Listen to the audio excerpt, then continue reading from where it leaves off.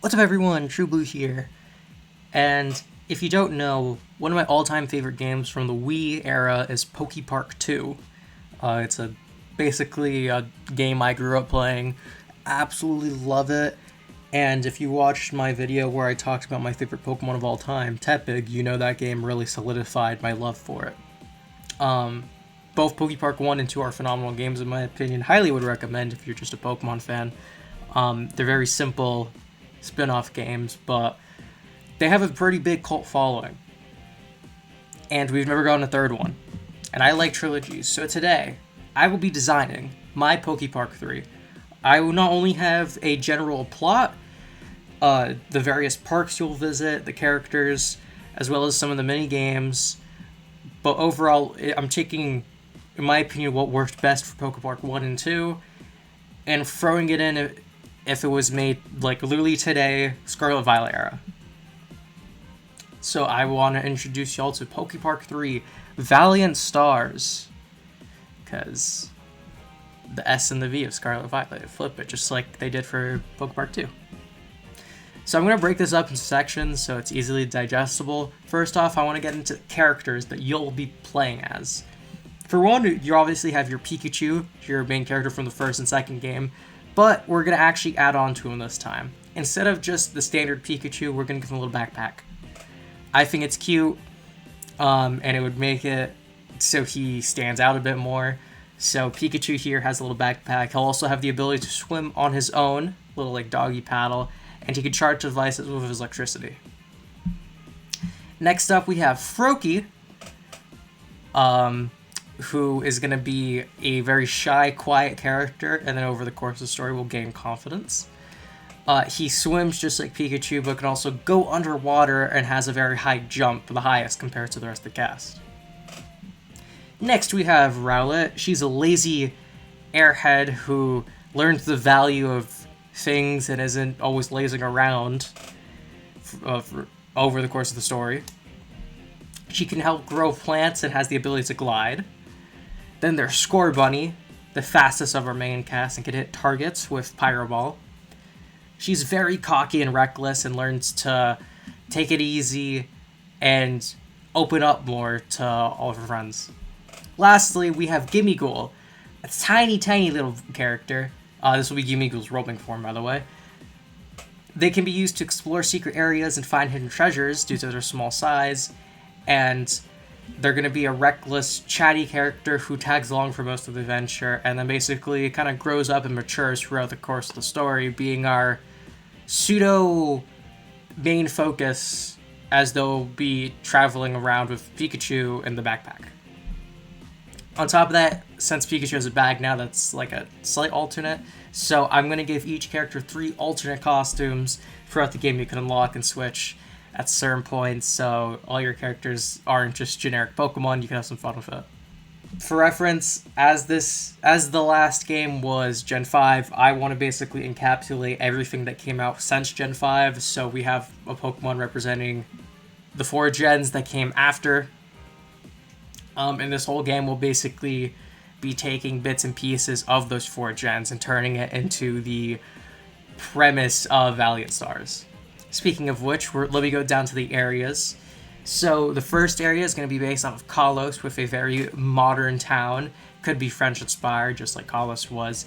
And then, like in Pokepark 2, where each park had a little section you started out, and then after you progressed, you got another section that was different and or the opposite. This game will also have that. So the modern town, on the other half, will have an under-construction area. This area will be filled mostly with Gen 6 Pokemon, and then the general popular ones that are just big Pokemon that everyone likes to see. After that, you're going to head to a beach area inspired by Alola, filled with all the Gen 7 Mons, a ton of water Mons, and then we're going to have a lot of space, alien, whatever, those kind of, they stand out sort of Pokemon, because the other half of the beach will be Ultra Space inspired, maybe being a sort of cave that leads into actual Ultra Space or some wacky in-between mix. After that, we have the large field lands inspired by Galar's big open wild area. Afterwards, you will then unlock the Dynamax Caves, inspired by Dynamax Adventures in their linear formats. In these areas, you'll find a ton of Gen 8 mons. Some of the bigger, larger ones, say like a Snorlax or a Wailord, could be scattered around here due to the open area. And I would also like to see more animalistic mons, so don't expect like a Machoke.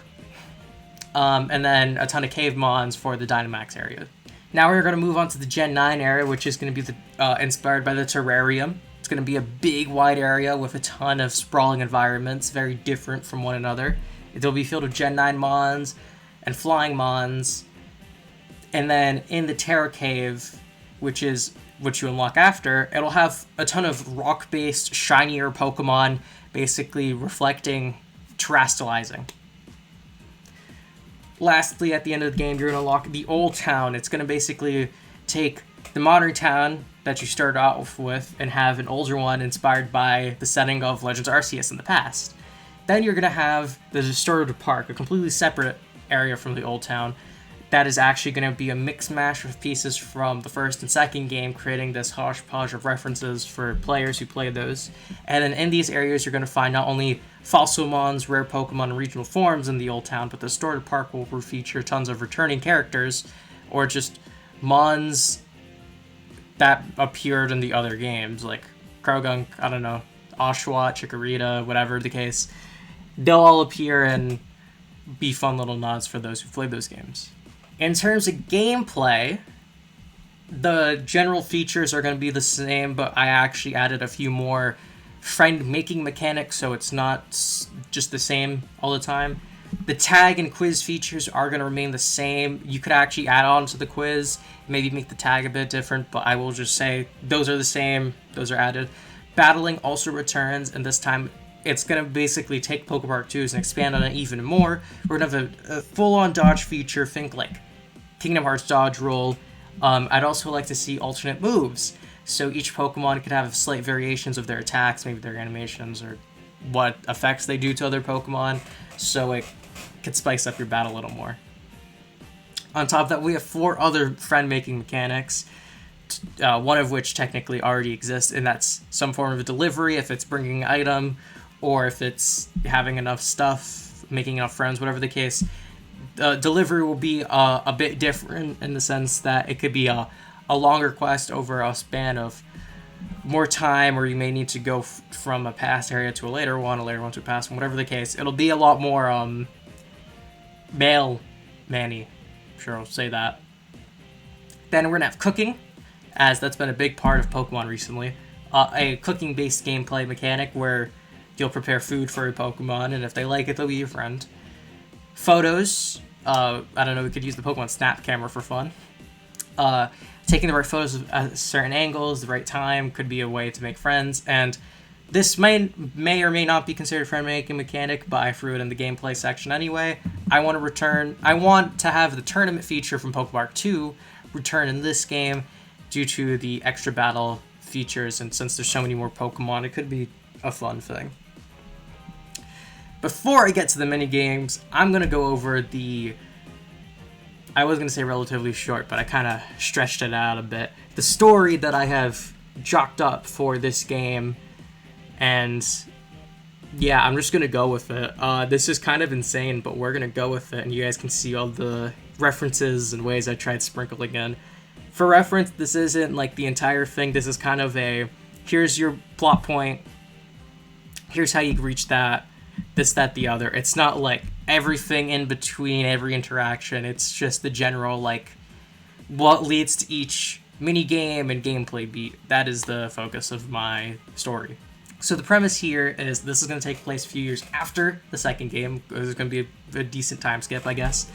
Pikachu has now been invited to a new park by Oshawott and Piplup from the second and first game, respectively. Piplup actually has come with Pikachu to show him the way. This will be your tutorial section. On the way, they run into Mew, who is exhausted, and asks Pikachu for help. Again, Pikachu immediately accepts and rushes with Piplup to the park. Before they actually get to the park, something happens, and Pikachu is separated and then knocked out. Not knowing where Piplup is, he wakes up in a nice house and realizes all of his stuff in his little backpack is gone. That's where your collectibles come in. Froakie introduces himself. He says he found Pikachu in the street alone, goes into a bit more detail, and then helps you explore town, making friends, Pokepark stuff. You then run into the mayor, who's a Greninja. You play a minigame against him, and then after, Greninja lets you pass into the construction area. Froakie shows you that part of town, and then you meet a Gimmighoul there. Gimmighoul who has not only lost their chest, but every coin, so that's your other collectible. So Gimmighoul decides to tag along since you're going all about to help find all of his coins. Through the construction area, you then find a Zygarde. Zygarde here has been causing problems for the rest of the parks, having them all closed off and not being able to access any of them, and is also halting construction so they can't actually finish the area. You fight and then play a mini game to help Zygarde realize what was wrong with everything, and Zygarde leaves everyone alone, and you are able to move to the next area. You then go to the beach, figuring Piplup and Oshawott are probably near the water. Is that Pokemon racism? That might be Pokemon racism. On the way there, you run into a pretty lazy Rowlet. You try having no interaction with her, but she kind of keeps bothering you for some reason.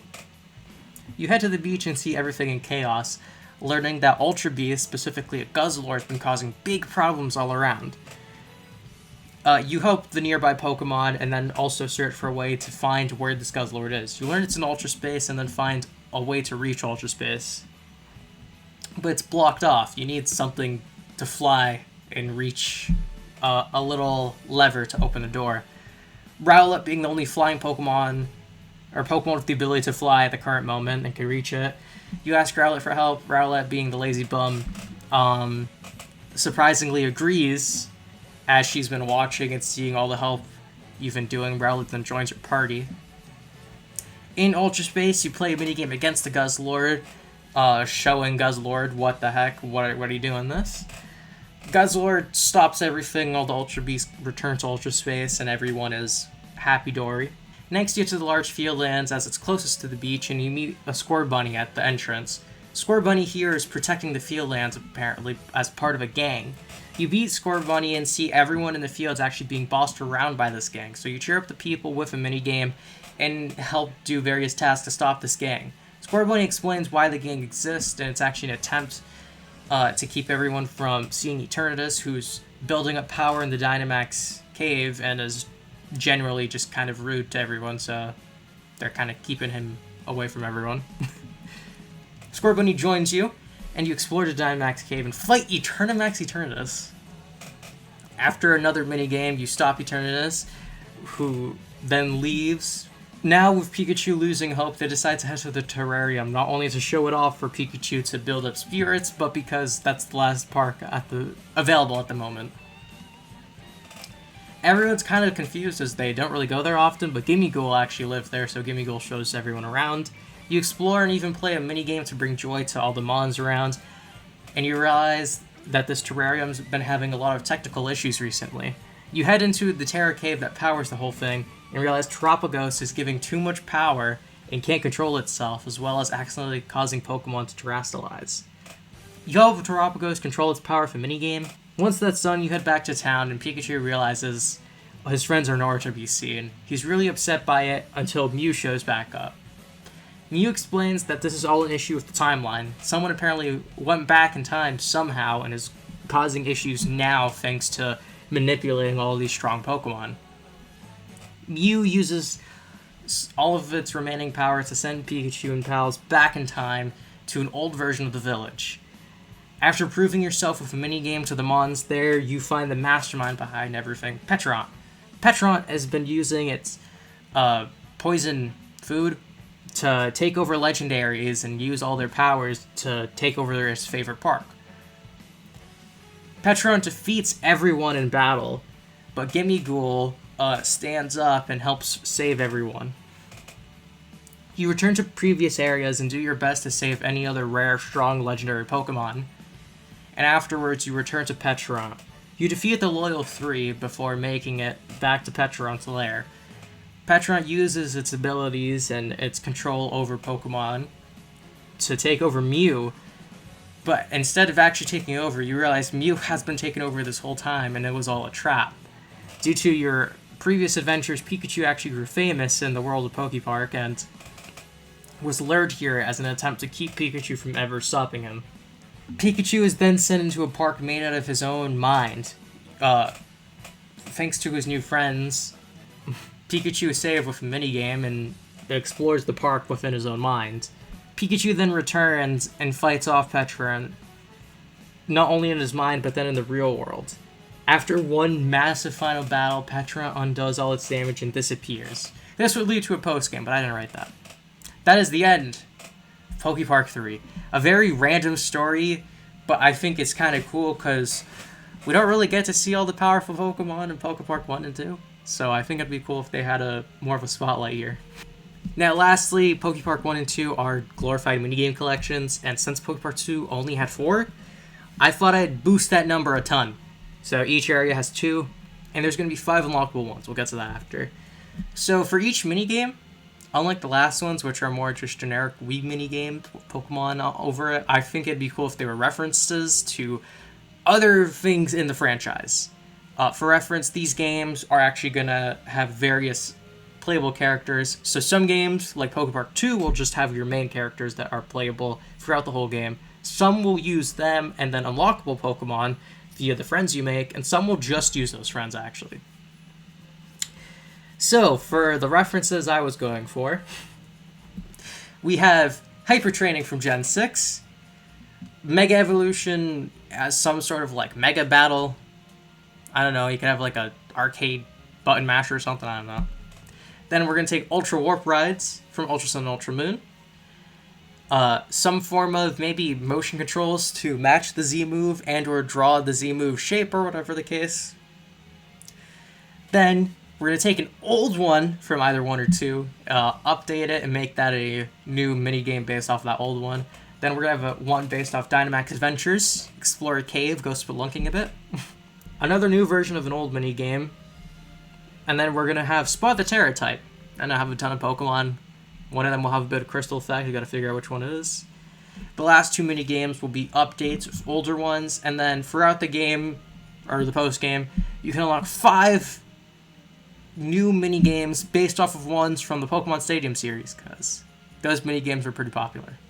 Now, everything I said here sounds awesome, and if you're a big Pokepark fan, you're probably really happy hearing all of this and hearing someone talk about Pokepark. But in reality, it's very unlikely we'll ever see Pokepark mentioned again. Pokemon spin-offs have a tendency to get really popular or slightly popular and then never see the light of day for decades. Look at Pokemon Snap. But I think it'd be cool if we actually did get a Pokepark 3,